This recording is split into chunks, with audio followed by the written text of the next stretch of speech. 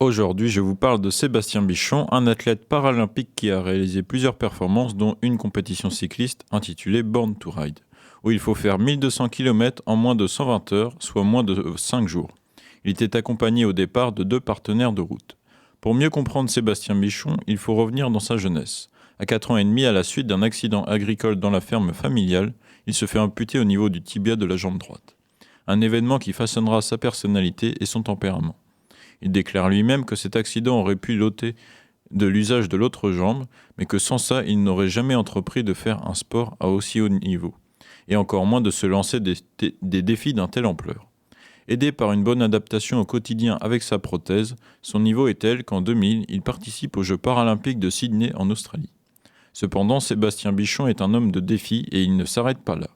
Pour 2020, avec 2 amis cyclistes, qui s'appellent tous les deux Eric, ils s'inscrivent pour Born to Ride, une compétition de 1200 km à effectuer en environ 5 jours.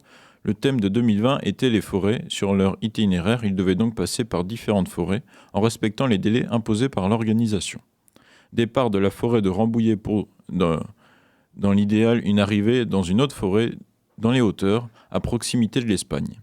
Un événement qui a, en 2020, été décalé, initialement prévu au début de l'été, avant d'être reprogrammé au dernier moment pour le mois d'août, à cause du Covid, bien sûr. Une annonce de dernière minute qui a fortement diminué le nombre d'inscrits présents sur la ligne de départ. Sébastien Bichon et ses 2 acolytes ont pu bénéficier d'un suivi par un camping-car.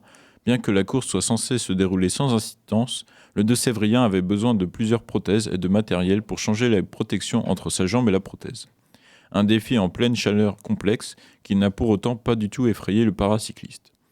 Se lancer un défi, c'est bien, mais après, comment transmettre son aventure ? Au départ, Sébastien Bichon réfléchissait sur le fait de filmer son périple avec des caméras GoPro et en donnant quelques informations sur le parcours effectué sur Facebook.